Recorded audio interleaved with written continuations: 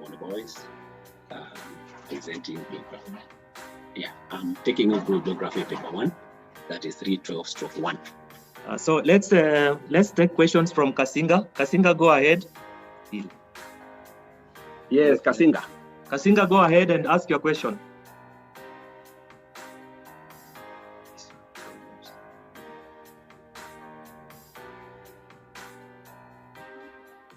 Mumbuni girls, go ahead and ask your question.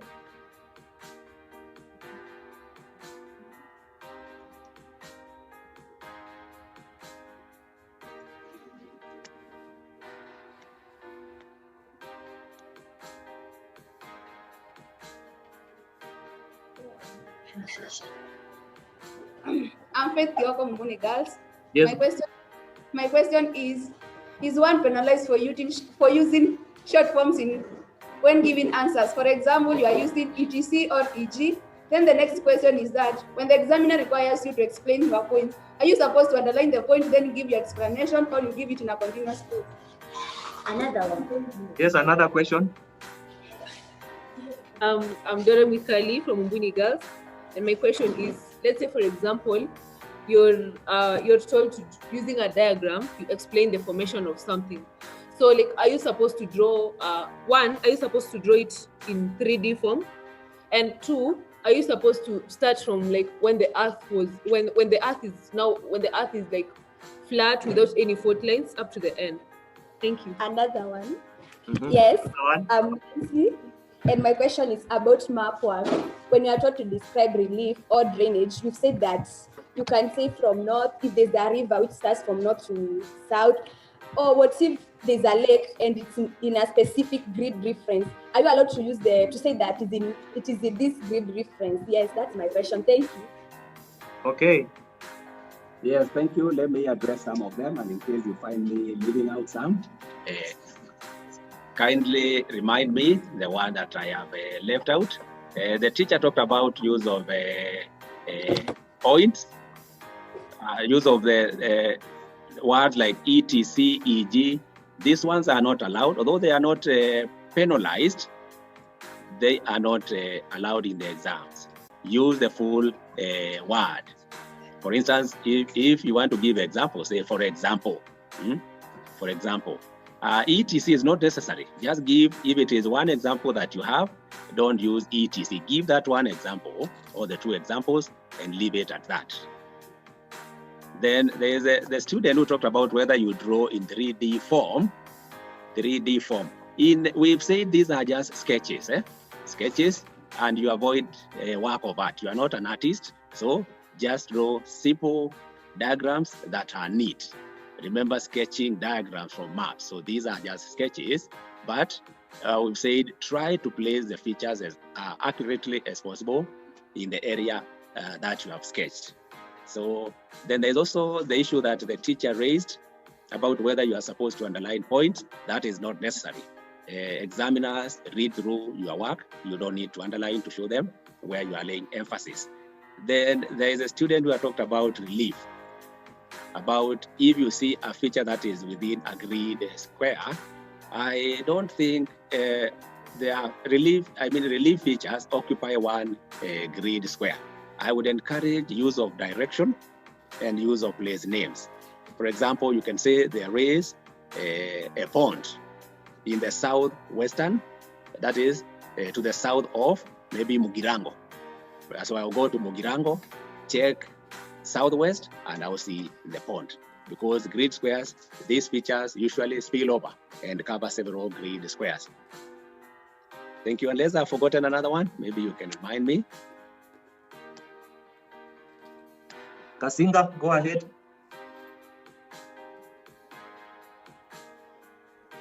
Our question was about can we write our answers in prose form, because we have said we should number our answers. And another one, in the question you have said we should not interchange settlement and population. In answering, when in that question, in answering, can you say the areas are densely populated? Is that answer correct or it is wrong? Okay, let's go to Chambuko. Chambuko, ask your question. Yes, I'm David Lemayan. In paper 2, in section B, can you start with any question, regardless that you have numbered them correctly? Okay, mute yourself, mute your microphone. Okay, ABC. ABC, Betty.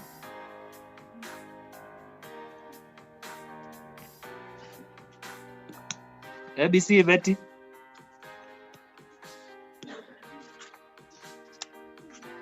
Changuli. I'm Pius Mutua of Changoli. I'm asking that you usually say that we never leave our graphs untouched to the scale. So how do we attach the cross sections to the scale? Okay. Katalembo.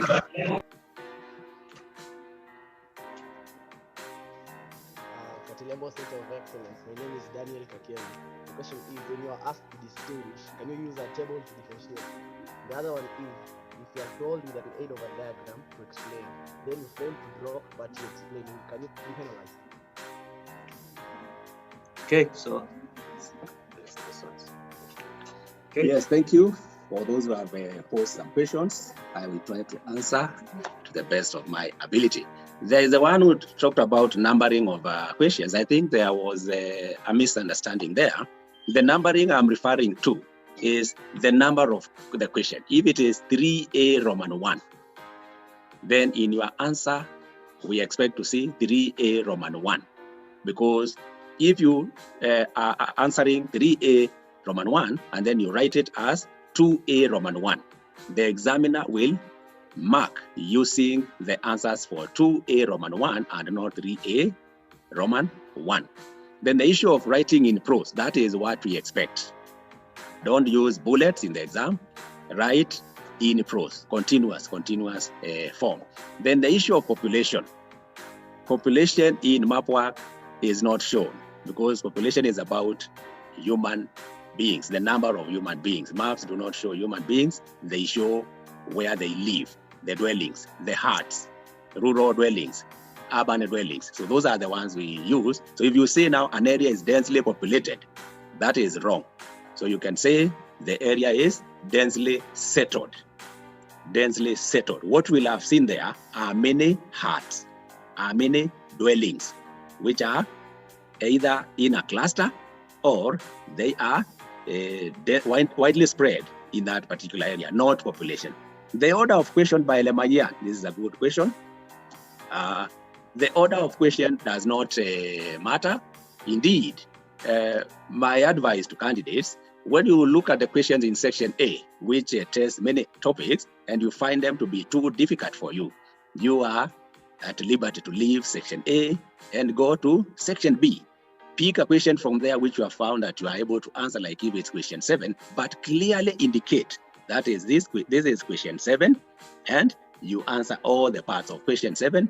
You can even after that move to question 6, but clearly number question 6. You go to question 8, for instance, and number it very clearly, and then you can do section A last, provided the questions are numbered clearly. There is no problem in the order of the questions. Then there is the student from Changoli about attaching the scales to the cross-section, which I did not get clearly. So when you are drawing the cross-section, you are usually given a scale that using a scale of 1 centimeter to represent 100 meters. Then when you draw the vertical axis, the two vertical axes, then on the left vertical axis, that is where you mark your height in the units given. If it is feet, if it is meters, you now mark them at the interval given, 1 centimeter. If it is 1 centimeter to represent 100, then we expect to see maybe 800, 900, 1000, 1001, like that. And then at the end of it, you label height in meters. That labeling is very important. The labeled axis. You don't have to mark the height on both axes, just mark on one, because this is the one that will guide you in plotting your points so that you are able to draw the curve. Then there is the other one who talked about use of tables. In paper 1, we don't allow use of tables to show distinction or to differentiate. Write in prose. Write in prose, and the two terms the difference between the two terms must come out. Like I said, you cannot say that there are many rivers in area B as compared to area C. That is not right. You say there are many rivers in part B, while in part C there are few rivers. So the difference in both must come out clearly. Don't use a table. I know in paper 2 a table is allowed, but even in paper 2, the challenge with the use of tables is that the two where you are mentioning a difference, then they must be aligned. And to avoid such a problem where they may not be aligned in some cases, then just write in prose. This will save you from losing marks unnecessarily. Then there is a student who asked about where you are told to draw diagrams. You give the text, the explanation or the description, and you fail to draw the diagram. You will earn marks for the explanation or the description. The only marks you'll miss are those for the diagram. Each is marked as part of the answer. If you draw a diagram and you forget to give the text, you will only earn marks for the diagram and no marks for the description or the explanation. Okay, Kasinga, ask your question.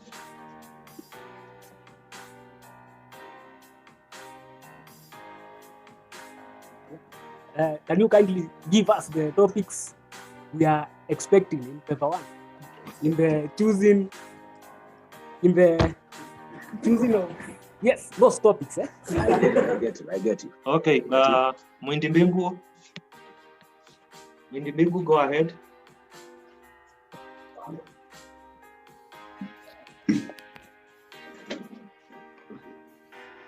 I'm Brandon Randa in Mwindi Mbingu. Go ahead, Mwindi. So my question is how should a candidate or a student to represent the question about describe or state or name questions? What are the difference of how one should apply or write or answer those kind of questions? Another question is there any penalization when one misspell or use incorrect grammar? Thank you. Okay. Changuli. Okay, I'm Mutua. I'm asking when describing relief or vegetation, am I going to use point forms or am I going to write it in prose form? Thank you. Okay, Muvuti. Muvuti, boys.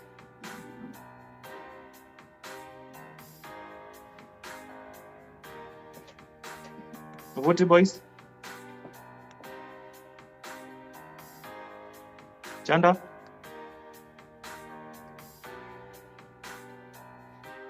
Okay, my question is, when you are asked about map work and you have been told that you measure the distance of a certain area in a map, are you provided with the string, or does in the examination are you just being told to use anything? Thank you. Okay, that's Chanda. Momboni girls.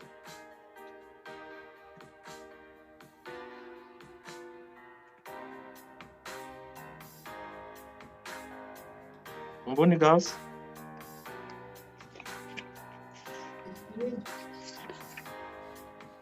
Yes, go ahead. We can hear you, Momboni. Go ahead. So we're asking if you're told to give the latitudinal and longitudinal extent of the map, for example, the Yimbo map, what do you do? And then there's another question.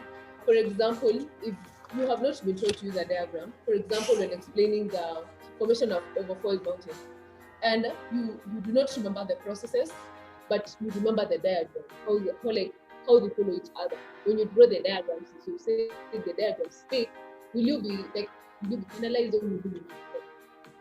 Yes. And the last one, if there's a question that you asked and you didn't answer. If, for example, you're told now to use a diagram, how should you start? Should you start from when the earth is flat, or should you start from the points where weaknesses or faults usually occur? Or should you draw the point of attack? Yes, I'm Kate Mbika from Unigal. My question is, in geography, are we allowed to use all, because in some subjects we use all for benefit? I'm Naomi Kanini from Mune Girls. I have not a question, but a request. Can you kindly illustrate the drawing of a combined line graph and bar graph of climate, that is rainfall and temperature? Thank you. Okay, fine. Let's take those first before we go to others. Yes, thank you for the questions. Let me try to answer them. And where you find me leaving out yours, kindly remind me. Let me start with the person who asked about the topics, the paper 1 topics. Generally, paper 1 tests physical geography. Physical geography includes internal landforming processes, external landforming processes. Soils is physical geography, among others. Let me just start from Form 1 so that we can highlight the various topics that we expect. Introduction to geography, I say this topic is tested both in paper 1 and paper 2. Then we have the Earth and the solar system. That is a paper 1 topic. Then we have weather, the third topic. That is a paper 1 topic. Then statistics. I noted at the beginning of my presentation that it is an area that is tested in both, and I gave examples of paper 1 2007, paper 1 2008. Those ones had some questions on statistical methods. So that is an area that can overlap in both papers. Then there is field work. Field work, this one is tested in both paper 1 and paper 2. If you look at the questions, you find that even where we have questions on physical features, you can find an area that is testing on field work. And I can give you an example from the 2018 paper question 7, which is about rocks. Part D of that question goes like this. You are planning to carry out a field study on rocks in the local environment. List 3 methods you use to record data. State 3 problems you are likely to encounter. That shows field work is tested both in paper 1 and paper 2. Map work is purely a paper 1 topic. So this is actually the compulsory question in paper 1. That is question 6. Then we have now in Form 2, mining is a paper 2. So mining goes to paper 2. It is not in paper 1. But rocks and minerals in Form 1 is a paper 1 topic. Like I've just given you the example of the 2018 paper, question 7 was about rocks and minerals. Then in Form 2, internal landforming processes. This is a paper 1 topic where we have now the subtopics. There are the movements, faulting, folding, volcanicity, and earthquakes. Those are paper 1 topics. Map work is also repeated in Form 2. That is paper 1 about direction and bearing. That comes in paper 1. Then crossing over, we also have vegetation and climate in Form 2. That is paper 1, where I noted actually sometimes vegetation may be tested in paper 2, but it is purely a paper 1 topic because it is physical geography. It is now the paper 2 that borrows some vegetation types and tests them in paper 2. Like I told you, the 2014 paper 2 asked about types of forests, and where students were allowed not to confine themselves to the temperate hardwoods, tropical hardwoods. They could talk about all the forests that are mentioned in vegetation. That is in Form 2. Then in Form 3, actually most of the Form 3 work is paper 1, excluding agriculture, because statistics, this is tested in both. So out of the 13 topics in Form 3, only agriculture. The others, lakes, okay, the external landforming processes, action of wind, action of water in limestone areas, glaciation, soils, all these are paper 1 topics. Then in Form 4, mostly Form 4 topics are for paper 2. They are for paper 2. Most of the paper 2 topics actually found in Form 4 work. I think I've answered the first one. Then there is the one who asked about the terminologies, define, describe. I think we had talked about this earlier, but I will just briefly talk about some of them, like where you are told to name. To name, this just requires you to give, to itemize. Just give the name of the particular feature or the activity that has been asked. And I gave you some examples. Name 3 types of folds. We're just supposed to itemize, write one by one. If it's types of folds, just talk about simple symmetrical folds, asymmetrical folds, and overfolds. That is just naming without elaborating. Description, this one requires you now to paint a picture, give an idea about how something looks like. And it is used mostly in paper 1, where we are explaining the formation of features. This requires you to give an idea about how that phenomenon occurs. Like you are told, describe the formation of a crater. That means, like I had noted, that you need to focus or emphasize on sequence, the arrangement of the steps where it all begins up to the last point. And here, I want also to remind you, when you are describing the formation of a feature, the last point should be a description of that feature. For instance, if you are describing the formation of an exfoliation dome, then the last one will be this rounded mass of rock is called an exfoliation dome. For you to get the marks, you must describe now the feature. Grammar and spelling, these are heavily punished in paper 1. If you spell words wrongly, they bring a different meaning.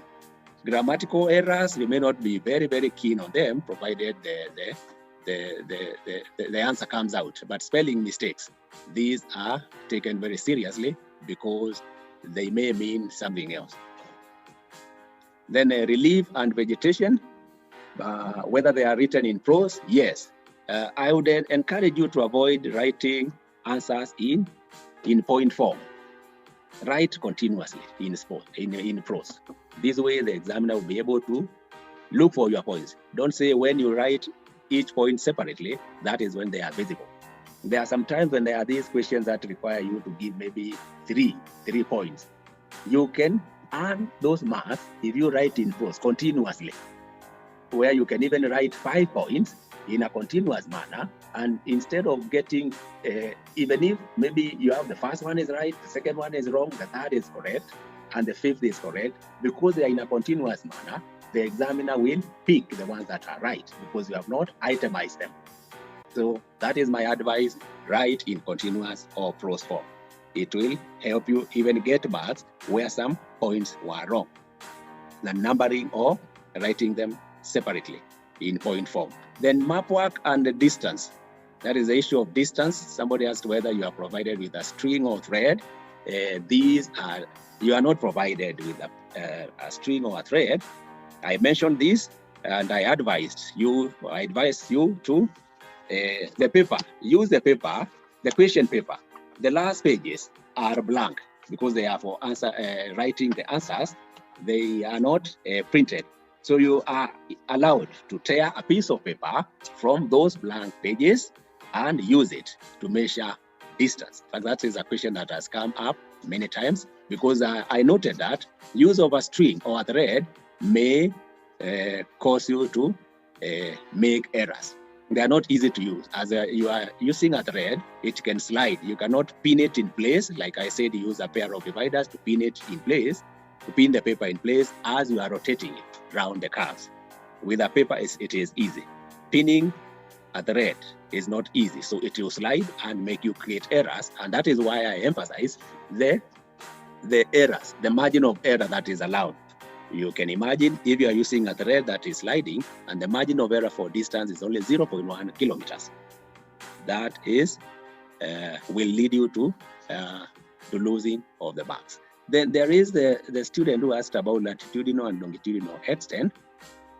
This one, latitudinal extent, shows how far does the map cover from the equator. north or south. That is latitudinal extent. This is usually shown by the southern boundary of the map. You find figures on the side of the southern boundary of the map showing how far it goes. And there will be the other one in the north showing how far it extends to the north. The longitudinal extent now shows how far the map extends from west to east. If it's a map of Kenya, remember all parts of Kenya are in the east of the Greenwich meridian. So longitudinal extent will be to the east. Using the Yimbo map as an example, and when you're asked to give latitudinal and longitudinal extent, the order should be start with the latitudinal extent, then go to longitude. Let us use the Yimbo map. The latitudinal extent of Yimbo map, we can see that in the southern end, we have 0 degrees 15 minutes. 0 degrees 15 minutes. And in the north, we have 0, 0. That means Yimbo is to the south of the equator. So now, the extent, the latitudinal extent will be 0 degrees 00 minutes to 0 degrees and 15 minutes. 15 minutes is south. It will be 0 degrees 00 minutes to, you can use the word to, T-O, or you use a dash.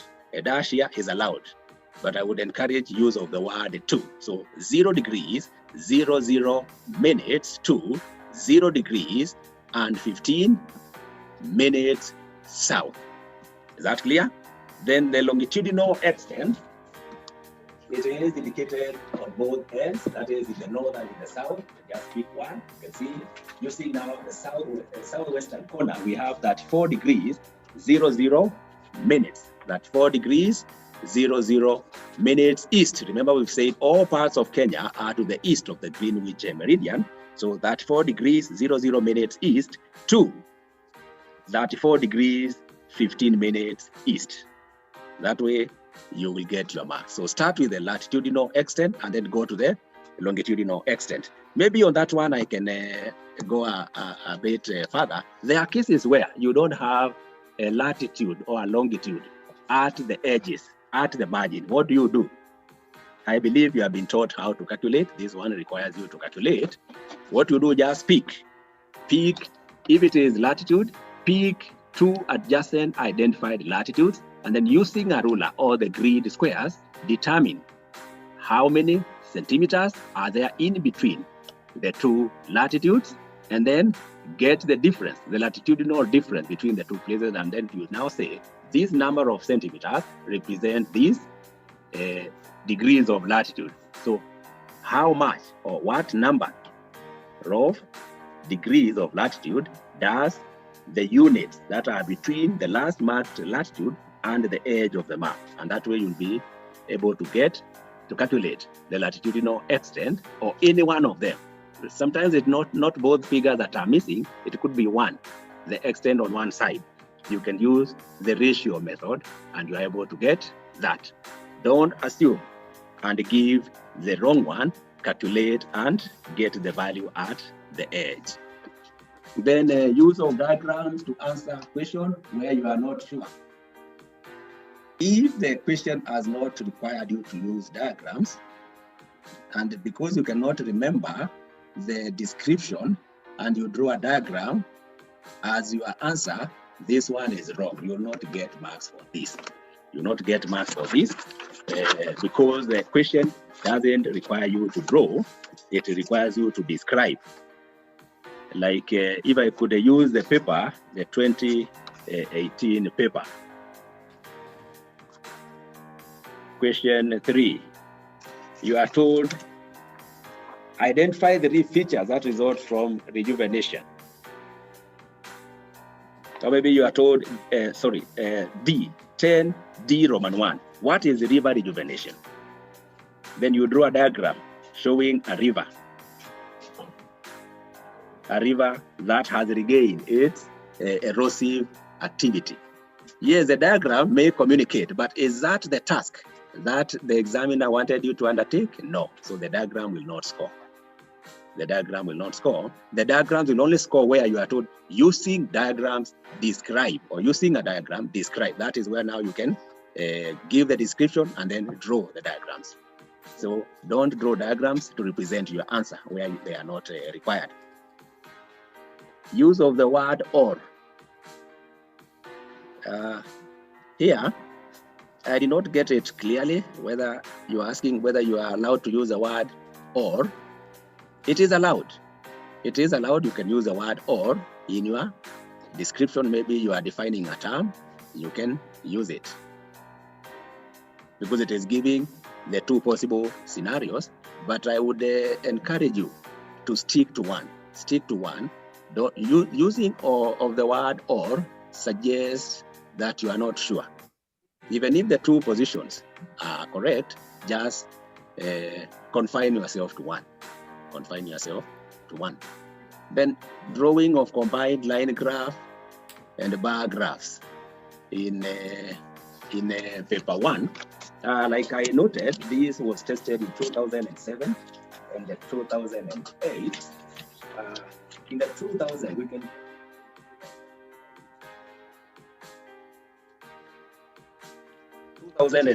2007. I know you don't have the paper. It was question 8 on climate. You are able to get the paper. Question 8 on climate, and it was repeated again in 2011. So in this question, you are given a table showing rainfall and temperature figures of a station in Africa. January to December, temperature degrees Celsius, millimeters. Then you are told all the graph paper provided, draw a bar graph represent the rainfall figures, and you are given a vertical scale of 1 centimeter represent 10 millimeters. Now with the bar graphs involving weather, climate, and the other bar graphs, you are told to leave a space. In this one, you don't leave a space separating the bars because there are many who decide to leave a space. They may not meet the space that you are provided. It is draw the bars touching each other. So in this case, we just draw the frame, and then here we say that the time is usually shown on the x-axis,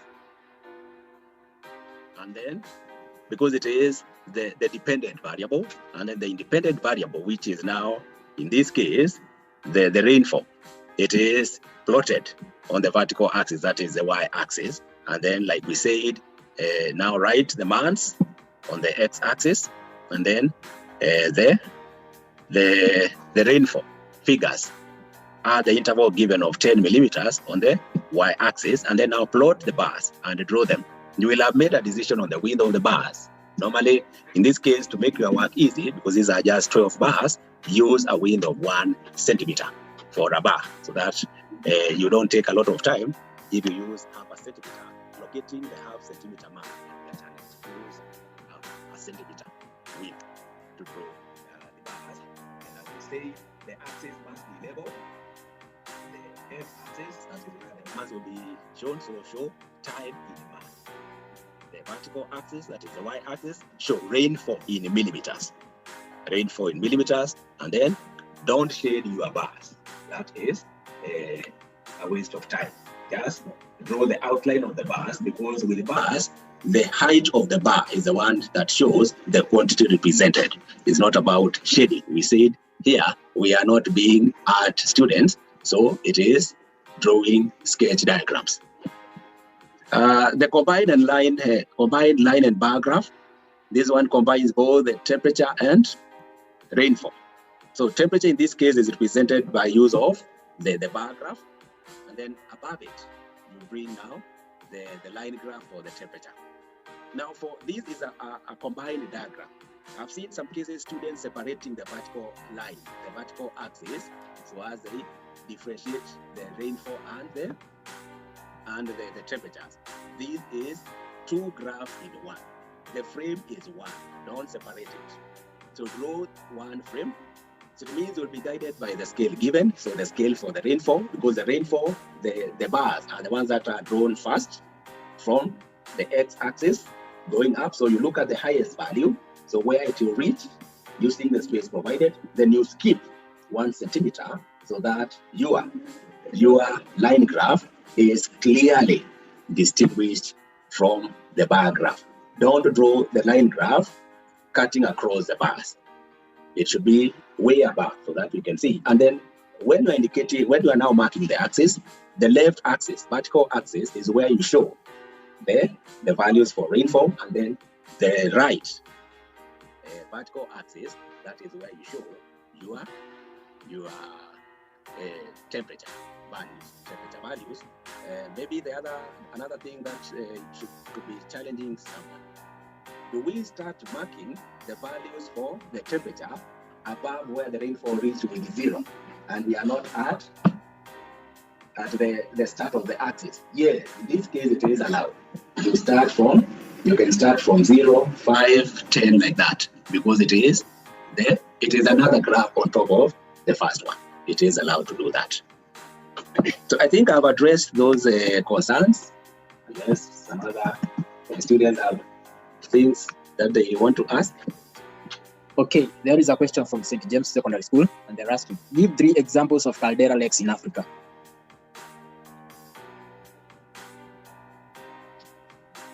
Okay, there is still another question from St. James. They're asking, what is the difference between, okay, that has been answered. There is a question from Chanda Secondary School, and they are asking, are we supposed to give our answers in 4 significant figures?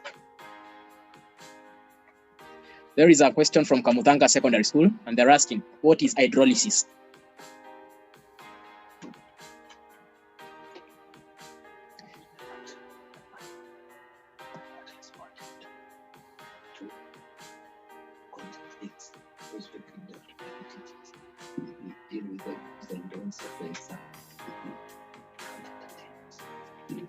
Yeah, so thank you for those questions. But when we began, we said here we are tackling how to answer. We are going through how to answer questions, not the content. Caldera lakes, these are lakes that are formed through volcanicity, that broad-based depression that develops at the top of a volcanic cone. I will not dwell on it because this is now content that you should have covered at the school level. Hydrolysis is on weathering. That is content that you should have covered at the school level. So I'll not deal with the content. Maybe the one I can answer is about the significant figures, the 4 significant figures. I don't know whether this is about giving bearing. Significant figures, if it is giving bearing, we have the 4 figure and the 6 figure. The 4 figure and the 6 figure. When you are told to give the 4 figure, this one you just confine yourself to the 2 digits of the easting and the 2 digits of the northing. Start with the easting and then you go to the northing. Easting is the vertical grid lines, while northings are the horizontal grid lines. We start with the easting, then followed by the northing. You can even use some mnemonics to help you remember the order. To help you remember, like Edward and Diku. E for Edward can start for the eastings, then Diku for the northings. So you can use a word like that, a name like that, to help you remember the order that it will follow. Then for the 6-figure grid reference, this is a good one. The 6-figure grid reference, you first of all begin by quoting the 2 figures of the easting. Then, like we said in measurement, here actually this is a good question. When you want to get the 3rd figure right, I will advise you, use the secondary scale of the linear scale. There's a linear scale just above the key, which shows, don't go for the one in miles, go for the one in kilometers. It has the one marked in intervals of 2 millimeters, approximately 2 millimeters, which is on the left. That is the one we call the secondary scale of the linear scale. Get a piece of paper and then mark out those portions, the unit portions of the secondary scale, and use that now. Bring that to the map, place it where you have the easting between the 2 adjacent eastings, and then now count the spaces, the units. These will help you to get it right instead of using rulers, which are calibrated differently. They may cause errors. So the issue of content, the caldera lakes examples, they are there. So I will just advise you to revise your work. And hydrolysis, that is weathering in Form 3. So I'll refer you to that. Unless you did not get it right, that is when we can now come to it. But that is content work which you should cover with the teachers. Thank you. Okay, there is a question from Iveti Secondary School, and they're asking, is grammar considered in geography? There is another question from Iluvia. Will I be right to say the specific time for longitude 0 is 12 noon and longitude 180 degrees is 12 midnight? Based in my argument that once you cross to the east from west, you will gain a day and vice versa. Is it true? Kindly. There is another question from Iveti Hills, and they're asking, are you penalized if you write answers in question paper? There is a question from Mua Farm, and they're asking, is there a penalty in short and precise answers? Okay, thank you. The issue of grammar, we had dealt with that, but let me repeat. Grammar, remember, you are expressing your answer. So if you put it in a format that it will not be clear to the examiner, you will not get marks. So let's get our grammar right, so that we get them the marks.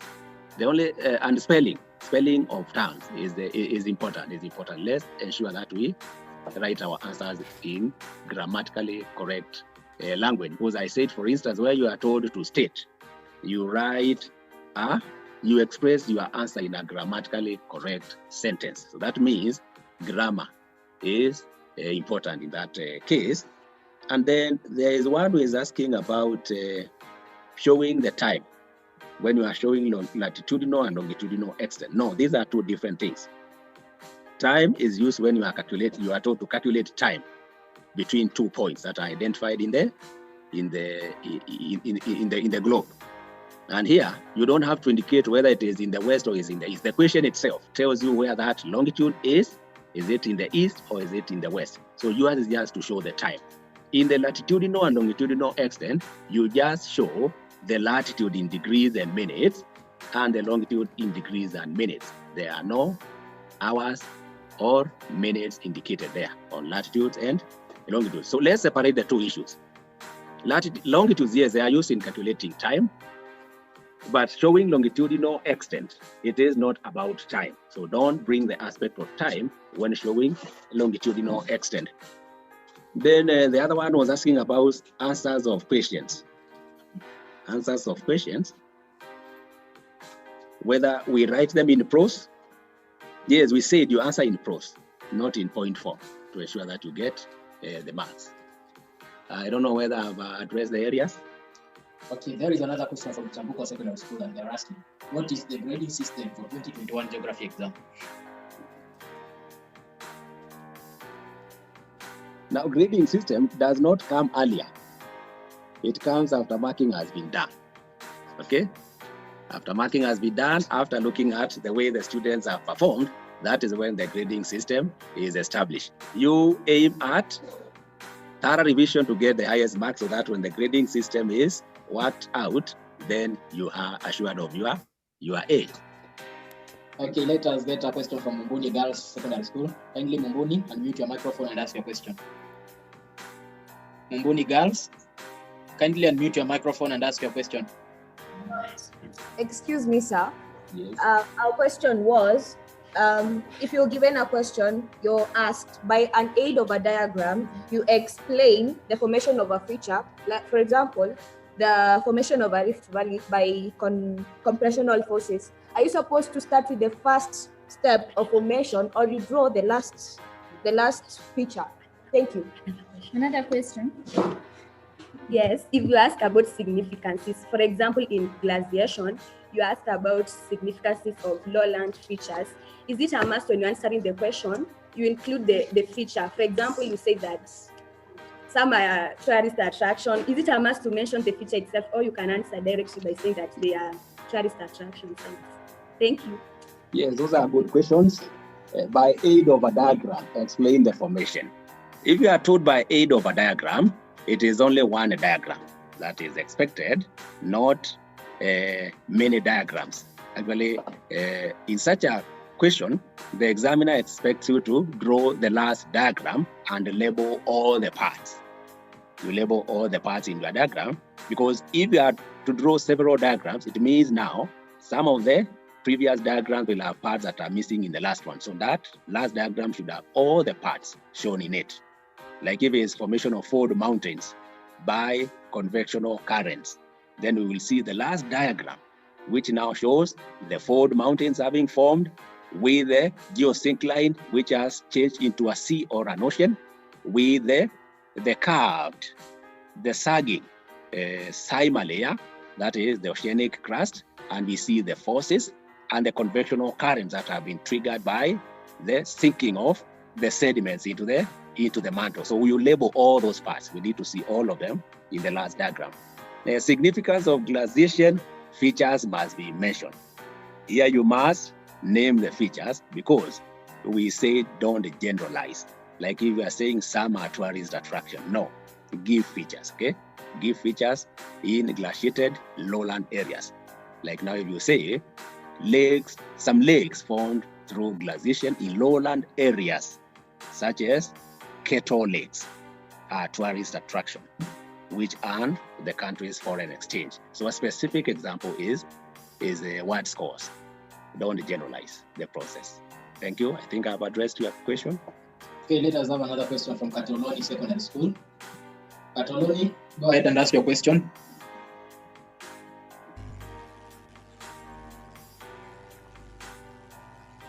Katoloni? Katoloni? Let me just go to another school. Let us have a question from Kwandanze. Kwandanze, go ahead and ask your question. I am Ignatius Odor from Kwandanze. My question is photograph work still tested, or it has been eliminated from the syllabus? Because I haven't heard you talk about it.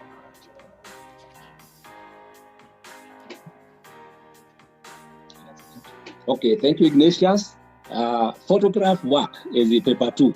That's why I did not talk about it. I was dealing with the paper 1. So photograph work usually comes as question 6.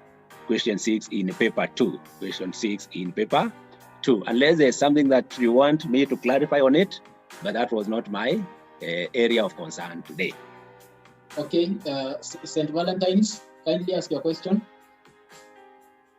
St. Valentine's, kindly go ahead and ask your question. My question was, when a question is asking to state, kindly, like 5 points. Excuse me, kindly reduce the volume of your PA system.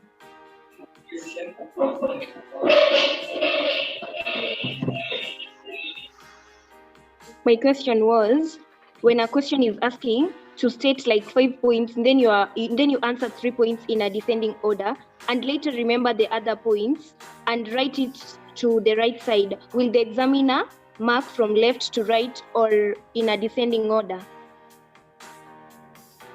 I'm not getting you clearly. Is it a question on description?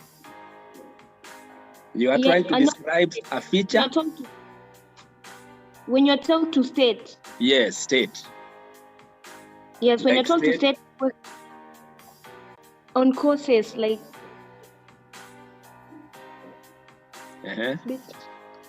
So you forget an idea, then you remember it later. Yes. So maybe I think what you are asking, you are trying to write answers and then you forgot. Then when you remember, you are now asking, where do you put them? My advice is this, when you are writing your answers and you realize that there is an area where you don't remember all the points, leave some space. Leave some space for that. Then space that is enough for the points that you have forgotten. If there are 2 points, you can leave 2 lines. Then go to the next question, so that as you continue answering, and then the answers to the points you had forgotten come back to your mind, you go back actually immediately. Don't wait, they may disappear again. Go back to the spaces you had left and fill them in, because now writing them somewhere else, they may miss the attention of the examiner. Okay, more girls, go ahead and ask your question. More girls. More girls, kindly. Yes. Yes. Yes. Hello. Yes, go ahead and ask your question. Yeah. When you're in map work, when you are to draw a rectangle. Oh, when you are to draw a rectangle, and you're Map to that. draw a rectangle measuring 15 centimeters by 10 centimeters to represent the area enclosed by eastings 90 and 100 and northings 50 and 60. How should you go about it? Yes.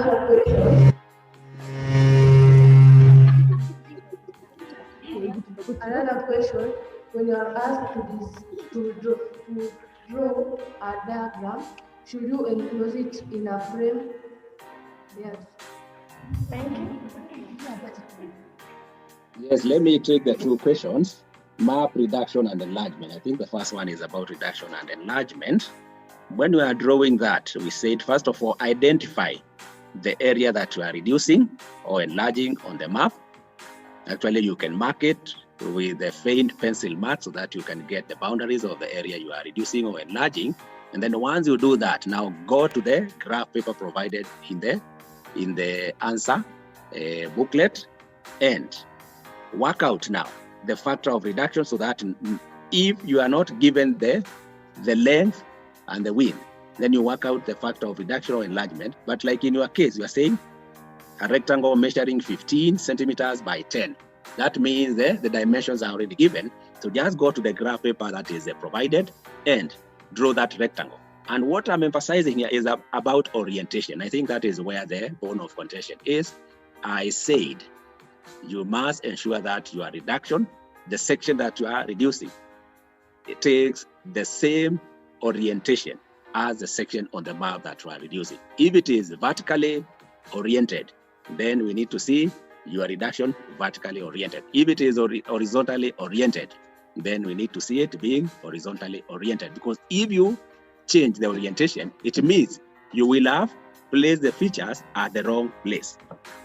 Are we together? I believe so. Then there is the one who is asking about, the second one was about whether you are allowed to give the reduction a title. Yes, a title is a must. The title must be given. Even if it will not be marked, just ensure that you give a title to your reduction, because sometimes when coordination of the marking scheme is being done, then the title, sometimes it attracts marks. Framing, yes, there was the issue of framing diagrams. Good. That is good for neatness and clarity. In fact, when I'm teaching my students and we are drawing, I start with the frame first of all, and then put my diagrams inside the frame. Because if you don't use a frame, they will spill over, spread, and will not appear neat. The neatness and clarity that we talked about in Form 1 about sketch diagrams, we say they should be enclosed in a frame. So do the same in the exam when you are drawing the diagrams. Okay, let Kamotanga Secondary School. Kamotanga Secondary School. Kindly go ahead and ask your question. Kamotanga? Yes. My question comes from statistics. Let's say you are given large quantities and you are not given a scale. You choose a simple scale and you use it to break the quantity in small numbers. For example, you are given 10,000 and you use a scale of 1 centimeter to represent 5,000, you will get 10 centimeters. My question was, are you going to write the 10 centimeters or the 1,000 on the axis? Thank you. Yes, I think I get you. Now, don't change the scale given. If you are told 1 centimeter to represent 10,000, don't change it to 1 centimeter to represent 5,000. That is wrong. You will have changed the scale, and so it means the graph you will draw is different from the one the examiner has asked. If I also get you right, is about the figures. The figures here, you are allowed. You can, like in thousands, 10,000. You can use 10, 20, 30, 40 like that, and then the 3 zeros appear at the top where you put an apostrophe and then the 3 zeros and the label the axis, just to reduce writing many zeros, but don't change the scale. If it is 1 centimeter to represent 10,000, don't change that to 1 centimeter to represent 5,000, because once the scale is wrong, actually you don't get any marks for it. Okay, let us have another question from Chanda. Kindly, Chanda, go ahead and ask your question. I'm Moses Odiamo from Chanda. I want to ask if you've been told to state, for example, state 3, and then you have extended your points up to the 50. Then you realize that the first 2 points are not correct. Can you start numbering from the bottom? Oh, thank you. That is wrong. That is wrong. My advice is that when you are going through the question paper, looking at the instructions, we call that one a rubric in. Okay, the instructions about the number of answers that are expected. So if you write 5, even if you number from the bottom, that will not help you, because the examiner start from the first point, they mark the first point, they mark the second, they mark the third, and then put a line and indicate rubric. Okay, because it is specified in the question how many responses are expected. So I would advise, when you are now sketching your answers on the, so there's actually a question a student who asked whether you are allowed to write answers on the question paper. It is allowed. That is where you sketch your answers. So when you are sketching your answers on the question paper below each question, that is where you get your points right, so that you avoid that mistake we are talking about of writing more points and then you start changing the numbering. Now, the other way that can save you when you do that, you write 5, is that approach of writing in prose, where we said you can write your answers in a continuous form. In a continuous form, the examiner will read all your work and get the 3 points that he's looking for and leave the rest. So the problem will arise when you have numbered them. You have numbered your point 1, point 2, point 3, or you have separated them one after the other in an ordered manner. That way you will miss the marks. Okay, let us have another question again from St. Valentine's. St. Valentine's, kindly go ahead and ask your question. St. Valentine's. My question is, are areas covered by water bodies, e.g. lakes, included when we are calculating the area of a region? Yes, if you are calculating area of a given region, unless otherwise stated, if the examiner not tell you exclude the water bodies, you determine the area of the whole part that the examiner has told you to determine. Remember, the water body occupies the surface of the earth. It occupies the surface of the earth. It is in a depression. So that means it is occupying land. So it is occupying an area. So that is why, if you are not told to leave out the water body, you determine the area of the whole of that section that is given. Katoloni, kindly go ahead and ask your question. Katoloni.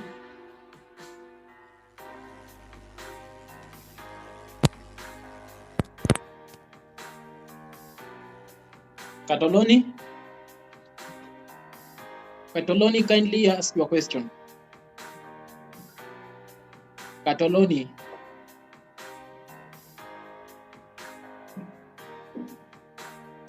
Okay, let us have a question from Kasinga High School. Go ahead and ask your question.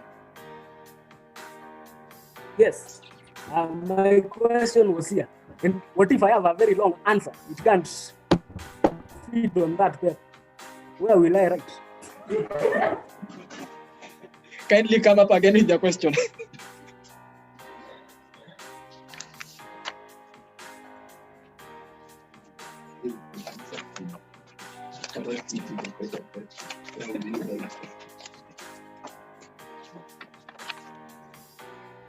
Yes, I have counted actually the space for answers in the 2019 question. You have 15 full scars answer sheets that are left for you. You mean you have an answer that cannot fit in the 15 answer sheets? I don't think so. So we you are provided with enough space. You cannot fill all the 15 answer sheets just to answer the questions you are told to do, because you are just doing question 1 to 5, which we said are short structured questions. They will not take a lot of space.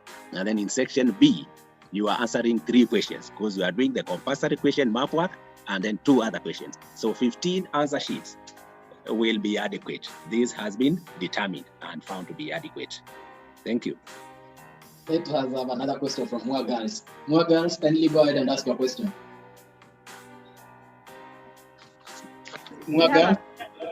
Yes, when you're told in map work, when you're told what is the vertical interval of an area covered by the map, what is the meaning of the vertical interval? And when you're told to state the approximate height of a certain place or a hill, a mountain in the map, what are you supposed to do? Thank you.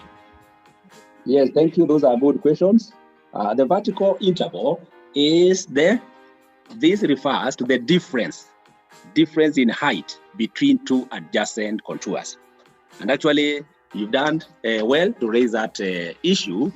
In the key, there is a VI given in the key. Don't use that one. We go to the map because you are studying the map. We normally say study the map first and use the key to help you interpret. So when you are told to determine the vertical interval,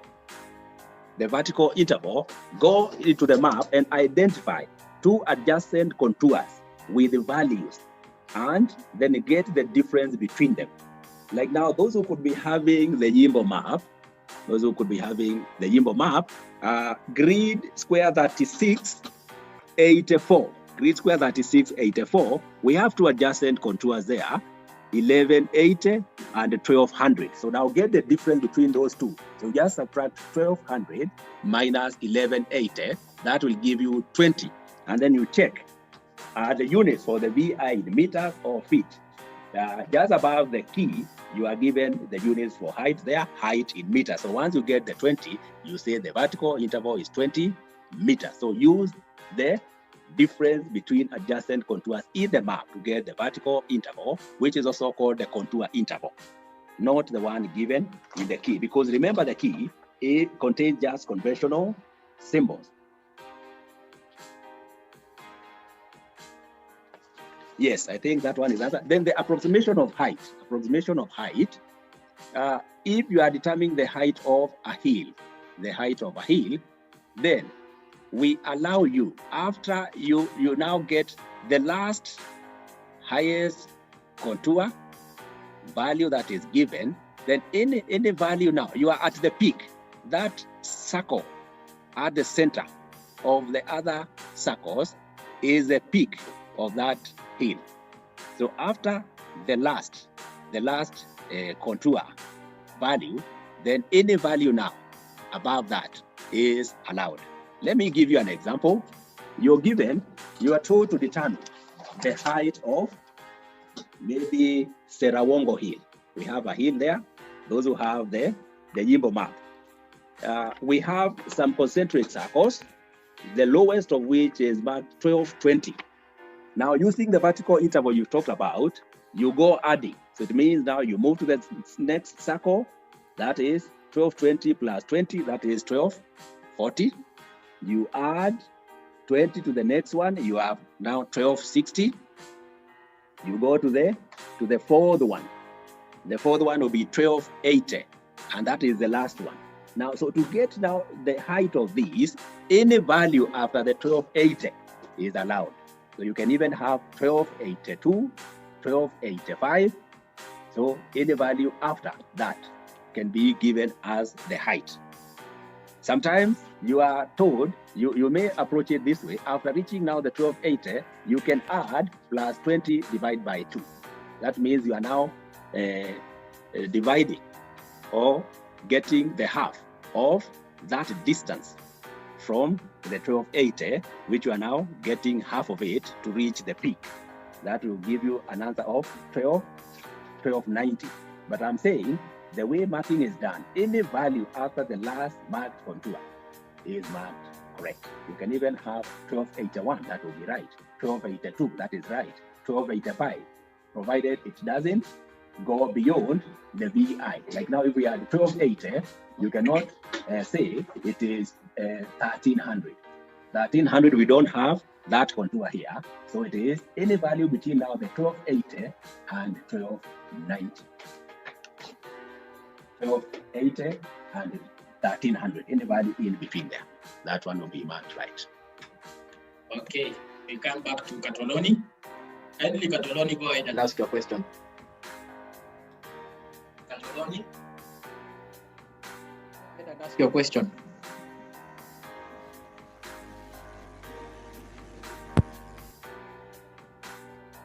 Line on climate. The other question, if I'm asked, for example, to give 3 points and I have more than 3, do you mark all the points or do you mark the first?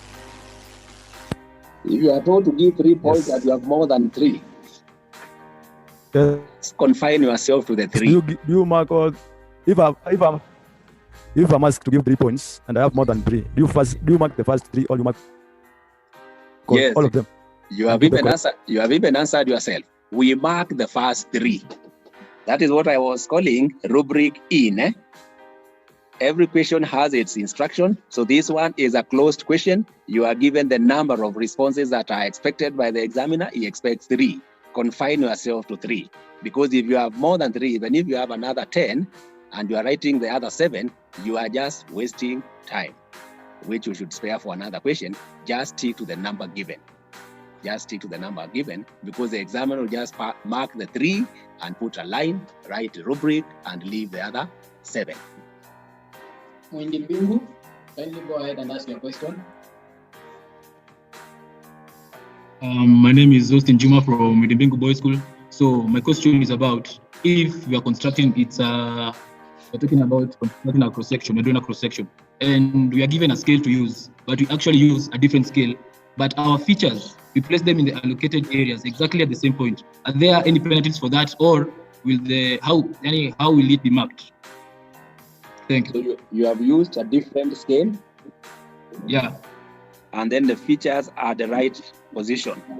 You see, if you use a different scale, there is a problem here. There's a problem because if you use a different scale, it means the size of your line will be different. So even trying to locate the features, they will not come at the right, to the right position. Okay?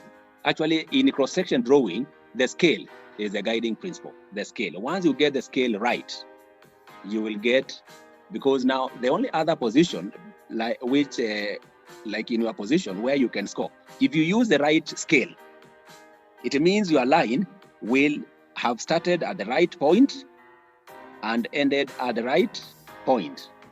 Okay? Then now it means this line will not be longer or shorter than it is. So now it means the positioning of the features will be accurate. In fact, you may draw the correct frame using the scale, and you are not able to get the starting point right, the end point right, and you have a line there joining the starting and the end point, and then now the positioning of the features asked is correct, you will get it. That will have been made correct by the scale used. So getting the scale right in cross-section drawing is key. Okay, we are going to get the last 2 questions. Kamutanga, go ahead and ask your question. Okay, my question again comes from this chapter of photograph. Let's say you are given a photograph and you are told to sketch just a sketch, and you identify some features in a photograph. How are you supposed to name? Are you going to use arrow from inside, or are you going to name inside the photograph? Thank you.